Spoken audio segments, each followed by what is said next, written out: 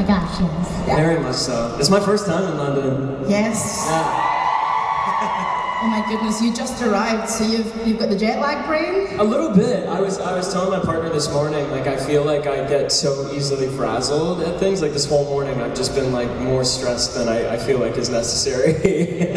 I've done a lot, because I flew over from LA 3 days ago and I've been staring at a lot of walls thinking about my life choices. It's like, what is life? Have you guys been to London before as well, I assume, yes? Once before, yes. Years. Beautiful. This is your first MCM? This is my first MCM. Oh, exciting! It feels weird doing a panel and not having met any of you guys yet. Like seeing you at the table or anything. And these guys we are here. sign for a bit and just like get to chit chat. These guys are here all weekend. So who's gonna go check them out at their tables this weekend? Yeah? Come see us. So, I've said this before, I think it was a panel we did over in the US. I would describe Hazbin and Hell of a Boss fans as very sweet, but extremely unhinged. Yes. And that is precisely what we love about them. Would you guys agree? Yeah. Well, because it mirrors the show, right? And I'd like to think it mirrors us. Like, I feel like we're sweet, but also have a capacity for being up. Yeah. In our own ways. And horny. Very horny. Oh my god. A real horny group you guys are. And we like it. The only other panels I've done to rival the thirst are the Baldur's Gate 3 fans. Yes. Well, okay, let me put it this way. Like, Astarion, like, there's no way you see a character like that and you're like, yeah, that's fine. Like, and you only lose your mind. I love that. Who would you say is the most unhinged of the cast in real life? Brandon? Brandon? Brandon. Definitely Brandon Rogers. Yeah. Yeah. Maybe Alex a little bit. Alex And Amir. Alex can be uncouth sometimes, but Brandon is just downright like NSFW, like constantly. I love Brandon. He always puts on a good show on stage, but off stage he's hi, how are you doing? Oh my god, it's a switch. Yes, he's sweetie. Yes. He's like a little sweet little man. Yeah. I bumped into him. I was at the hotel we were staying at, and he went like this, and I went, what? He was like, hi, how are you doing? And I was like, Brandon? Like, is that you? What the fuck? Oh yeah, this is Gilbert. That's incredible. That's Gilbert? fashion. This is Gilbert. Oh my god. He's the MVP. Let's hear it for the bag. I just saw that and I was like, is that a live chicken on the ground? Yes. There was a lady on my flight that had a live chicken in a box. It had like holes in it and I heard it clucking. It like walked by. It was Emotional like, support? what? Emotional support chicken? I hope. As somebody who's had chickens in his life, they are very, very supportive. Did you guys come here to talk about the show? Because we're not going to talk about the show. We're talking about chickens, baby. We're talking about chickens. This is what happens on these panels. We end up going down black holes. As I said, the fans are sweet and unhinged. Do they surprise you with their takes on the characters? Because you've lived with these characters, you've played them, but then when you come to conventions, does anything surprise you about what they've taken away? And what is it exactly? I think they know more than I do about the show. Like, yes, they do. They know more than you. Yeah, I think they're very creative when it comes to these characters. They've taken ownership over the characters. They've, expanded the world, opened up new possibilities for themselves. A lot of them are writers themselves, so they're really using these characters and using the worlds that they've created as like a jumping off point for their own creativity, which is really cool to see. And what about you? Yeah, I mean, a very, very similar way. Like, I wasn't aware of like what an OC was, or even really familiar with like what shipping was before getting into this fan. you freaks, you giggling. It was something that I had no idea about. And then everybody was like, what do you think about Radio Apple?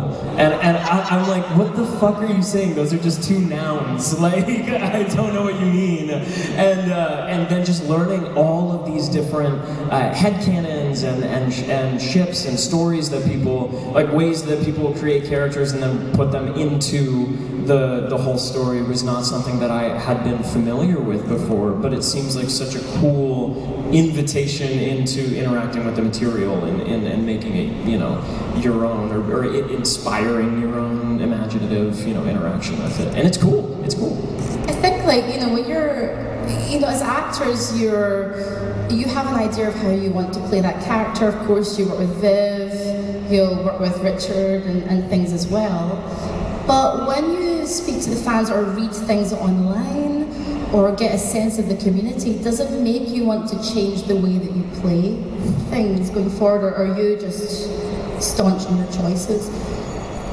Okay, so like I think there is maybe a tendency, especially nowadays, to like put out content, see how the audience interacts with it and what they like about it, and then like zhuzh it, you know, to be like, oh well, the fans are really excited about this thing, so let's play this up. And I think that's tricky territory, especially as an actor, to start being like, oh well, you know, I know the fans really like that facet of the character when I do this thing, and I don't know. I think people like what you initially put out, and because it's original and not because you were pandering, you know. So for me personally, like no, it doesn't change anything, and I would go as far to say I don't think it changes anything on the producing or the writing side of the show too. So yeah. That's what the fans love the best, right? So. Well, I also think, like, as time goes on, and the great thing about being part of a series is that, you know, there are many seasons, and so the characters morph because the writing kind of informs that, you know, or your character. Anyway, but your character just kind of morphs along with like what they're telling you, like what you see unfolding in front of you, like what their backstories are potentially. You know, you just see it all happen, and that's the way I think characters evolve. I don't really pay attention to what's being said online or anything like that. I try not to. I was going to ask, because there's fan theories and all sorts of things online, so you don't read those at all? Personally, personally, I don't. And Viv is also adamant that none of the creative team really looks at that stuff. However, that's not to say, like, there's some really cool shit that people are creating inspired by the material. One thing that I'm always interested to see, because it doesn't go so adjacent or it doesn't connect so fully with the show or cross any lines, is like Dungeons and Dragons characters made, you know, based off of Hazbin Hotel characters. Those I'm always interested in hearing about.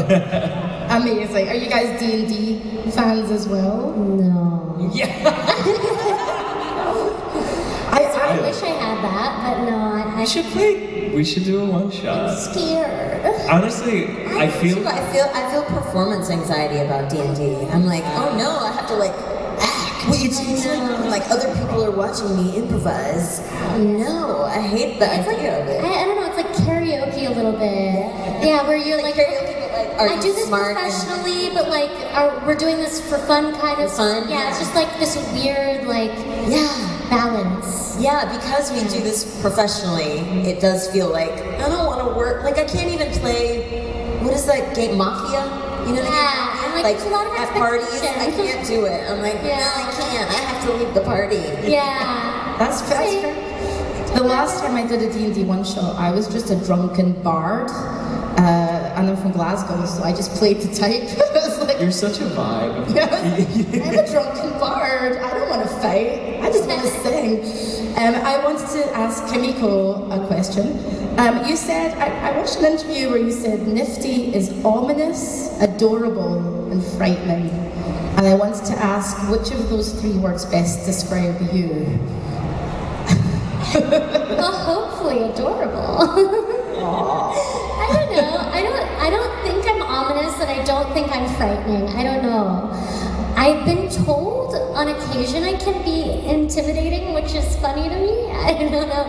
But I think also there was a time in my life where I was incredibly quiet, and so that's probably why. Where people just didn't know what was going on, like, in my brain. But I've learned to speak up more, so, yeah. Who would you say is the most ominous, adorable, or frightening member of the cast in real life? Erica's very adorable. Okay. She's really just like energy, like a non-stop energy. It's sometimes annoying. But she is like so adorable in real life. She's very pure of heart, really, really kind person. Okay. The best. I think frightening could be Alex sometimes. Alex Brightman he's somebody that you say something to and you see the wheels instantly turning, like trying to make a bit out of it, sometimes at your expense. Like, and I'm always like afraid. I'm like, what the fuck are you gonna say to me right now? Like, what are you gonna say? I'm just trying to say hi, good morning. Like, what are you gonna say? But ominous, definitely Amir. Oh, yeah. Oh, He's an ominous fellow. He's very sweet though, sweetly ominous. Yes, I would say. ominously sweet. Ominous and sweet. We're gonna ask some fun questions and then get to the fan questions. So I'm gonna ask you guys to line up. There's a mic here to my left.